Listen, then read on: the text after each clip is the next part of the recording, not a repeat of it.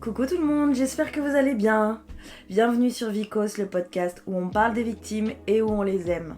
Je suis ravie de vous retrouver aujourd'hui pour la suite de mon histoire personnelle. Je vous avais donc quitté sur le soir où j'avais annoncé à Héloïse ce qui se passait pour moi. Elle allait m'accompagner le lendemain porter plainte. Le lendemain, nous sommes partis donc. Pour la première fois de ma vie, je suis allée dans un commissariat. J'ai cette chance d'être privilégiée et de n'être jamais allée au commissariat avant. Ah bah si, j'y étais passée une fois, on m'avait volé mon portefeuille, mais bon, j'étais jeune. Disons que là, j'y allais pour quelque chose qui allait changer ma vie et j'en étais parfaitement consciente. Je savais que c'était un tournant de ma vie de me pointer au commissariat et annoncer que j'allais porter plainte pour une agression sexuelle d'il y a 15 ans. Donc Héloïse vient me chercher le lendemain. Je sais pas, ce serait intéressant d'avoir sa parole, d'avoir son souvenir à elle, son point de vue. Sur tout ça, sur comment j'étais à ce moment-là. Moi, je m'en rappelle plus trop. J'étais dans une sorte de blackout. Enfin, vraiment, je la laissais faire, quoi. Enfin, c'était elle qui me conduisait. C'était elle qui m'amenait. Très en lideuse. Et heureusement, parce que j'y allais à reculons. Je n'avais pas du tout envie d'aller porter plainte, je n'avais pas du tout envie d'aller dans un commissariat, je ne savais pas dans quel truc j'allais me fourrer. Enfin, c'était trop impressionnant, trop effrayant. Et donc, je me suis longtemps questionnée sur pourquoi c'est si difficile pour des victimes d'aller porter plainte. Et il y a plusieurs raisons, à mon sens. La première, c'est parce que déjà la notion de responsabilité et de culpabilité. Même si aujourd'hui je suis capable, et j'en ai beaucoup parlé à mes amis, de dire je ne suis pas responsable, je ne suis pas coupable, mentalement, physiquement mon corps ne l'intègre pas, je ne sais pas comment dire. Je n'y crois pas à 100%. Et la victime trouvera toujours le moyen d'expliquer que la situation lui était due. Enfin, qu'elle a provoqué cette situation, que quelque part elle n'a pas su voir assez les red flags, que elle n'a pas pu dire stop, elle n'a pas pu dire non. C'est terrible parce que c'est un mécanisme d'une puissance et d'une profondeur, mais ça met des années à désintégrer et même aujourd'hui, je ne peux pas. Je n'ai pas encore assez de ressources ni d'outils et je travaille avec mon psy. Coucou psy, merci d'être là. Mais ça me prendra sans doute des années. Et j'accepte, j'accepte complètement. Mais c'est chiant, vraiment c'est très très chiant. Donc voilà une des raisons premières pour lesquelles une victime ne portera pas plainte. C'est-à-dire que la victime ne se considère pas comme une victime puisque potentiellement elle est responsable un petit peu. La honte, en fait, c'est tellement facile d'aller dire, et je suis la première à le faire, c'est tellement facile d'aller dire à quelqu'un va porter plainte. Mais en fait, la honte d'être une victime, et c'est pour ça que j'ai appelé mon podcast Vicose, parce que je n'en peux plus que la honte soit associée au fait d'être une vicose, d'être une victime. En fait, j'ai été victime et je l'ai été à plein de reprises parce que c'est souvent comme ça. Une victime, une fois, malheureusement, elle l'est plusieurs fois dans sa vie. Bon, bah voilà, ok, je vais essayer de pas me haïr pour ça. Aujourd'hui. Mais il m'a fallu tellement d'années de thérapie pour arriver à ce raisonnement-là. Une victime a profondément honte. Honte de ce qui s'est passé. Et quand on a honte, on veut cacher. C'est le premier réflexe, c'est taire. Cacher. Parce que si on cache, ça n'existe pas. Et c'est un peu le biais terrible qu'une victime va mettre en place de manière complètement inconsciente. C'est ne pas en parler, c'est pas prendre le risque, mais ne pas en parler, c'est faire en sorte que ça n'existe plus. Et si ça n'existe plus si ça n'existe pas pour les autres, pour nos proches, ben ça existe moins. Mais c'est pas vrai du tout. Pas vrai du tout, du tout, du tout, du tout. Vais le redire encore une fois, du tout. Être une victime, on peut pas faire semblant, ça laisse des traces. Je sais pas comment expliquer à quel point j'étais la première à ne pas croire à ces paroles. Moi, je me suis fait agresser à 12 ans, pendant une colonie de vacances, et ça a duré plusieurs semaines. Quand je suis rentrée de ma colonie de vacances, je me rappelle très bien, j'avais 12 ans, m'être juré de ne jamais en parler. C'était mon petit secret. C'était mon petit secret entre moi et moi. Et je m'étais promis que j'allais mourir avec cette information et que personne ne serait au courant jamais. Mais j'en étais presque heureuse de me dire que j'avais ce petit secret-là. C'était comme un petit secret avec moi, un petit truc... J'ai pas fait de déni sur la violence des gestes, j'ai fait un déni sur la violence et la souffrance que ça me provoquerait. Que ça m'a provoqué et que ça me provoquerait. Là-dessus, j'ai fait un déni. J'ai toujours pensé que j'allais être plus forte que ça et que finalement c'était pas... Je m'en étais très bien remis, j'étais pas morte et puis voilà. Non, pas du tout. Ça a des conséquences sur tout, sur absolument tout. Sur le quotidien, et si on se fait agresser en étant petit ou petite, il y a des conséquences sur l'adolescence, sur le développement, sur le rapport au sexe, sur le rapport aux autres, sur le rapport amoureux. Ça crée des déséquilibres émotionnels profonds, des traumatismes profonds. Ça déséquilibre aussi le rapport aux parents, sûrement. Parce que du coup, ça engendre plein de petits mécanismes. Et du coup, on se sent abandonné parce qu'on n'a pas été protégé. Il y a des carences. Enfin, c'est monstrueux. C'est une petite pierre dans l'édifice qui vient absolument tout bouleverser. Encore une fois, je dis ça non pas pour désespérer, mais pour qu'on puisse prendre conscience tous ensemble de la violence. Et il suffit d'une main. Enfin, j'ai écouté l'avocate de Nicolas Bedos, décidément les Nicolas. Nicolas Bedos qui donc a eu plusieurs plaintes à son actif pour agression sexuelle de femmes.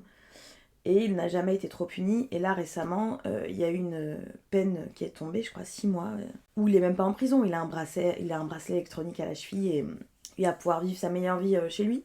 Et son avocat disait que la sentence avait été trop dure, qu'il avait payé pour les autres. Je suis pas d'accord. Il a payé pour personne d'autre que lui-même. Il a touché les parties génitales d'une femme en boîte de nuit sans son consentement. Ça peut paraître anodin pour certains et certaines. Je vous assure que même ce geste-là, qui peut paraître petit, a des conséquences catastrophiques. Je vais le redire encore une fois pour appuyer, catastrophique. Est-ce que c'est bien clair? Pardon, je veux pas vous engueuler, mais c'est lunaire de penser pour quelqu'un d'autre et de se dire « Oh, mais ça va, elle a pas... » En fait, on ne sait pas. On ne peut pas se permettre d'imaginer les conséquences et quand on a été victime, on sent les nôtres. Donc, je me permets d'imaginer et encore, je sais que je ne sais pas. Je ne supporte pas les gens qui jugent sans savoir de ce qui est ou pas traumatisant. Ça me met dans un état de colère, je vous jure, c'est des paroles qui peuvent me faire sortir de mes gonds. Vraiment, peut me mettre dans un état pas croyable. Donc nous avons la culpabilité, la honte. En fait, la victime est moins importante que les autres. C'est-à-dire, moi, c'est pas grave si je suis dévastée ou touchée et que j'ai des conséquences toute ma vie. Mais je veux pas que mes proches le savent, parce que ça serait plus grave de les rendre malheureux que moi je sois malheureuse. Et ça, c'est terrible parce que c'est réel. C'est vraiment les mécanismes de conscience d'une victime. Alors qu'en soi, non, c'est pas du tout plus grave. Et puis peut-être qu'ils voudraient le savoir. Et puis peut-être que... ils vont pas être agressés, ils vont juste savoir que quelqu'un d'autre est agressé. Les conséquences sont bien moindres. Tout ça, c'est très complexe. Mais ça empêche beaucoup de victimes de parler. Et puis, il y a aussi le package, la peur de ne pas être cru, parce que quand on prend un risque pour aller prendre la parole, si jamais la personne en face nous dit « c'est pas vrai », le courage que ça a demandé, l'énergie. Et si Martine ou Martin dit non, écoutez, pas de preuve, on n'y croit pas. Je veux dire, là, là, c'est plus 3 Xanax qu'il faut prendre, faut appeler la police, demander vraiment des camions de Xanax pour la personne. C'est extrêmement douloureux, traumatisant, et du coup, on préfère vivre avec ce qu'on a ou par peur de creuser encore plus le trauma.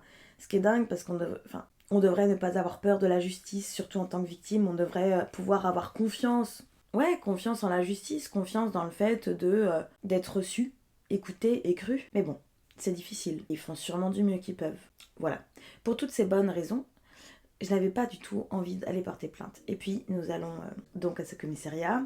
Quand on rentre, je veux dire, c'est comme tout établissement public, préfecture, mairie, truc administratif. Il y a un accueil, devant l'accueil, et une petite étiquette au sol avec marqué « Ne pas franchir cette ligne pour intimité ». Vous savez, là, le truc chez les docteurs. Bon.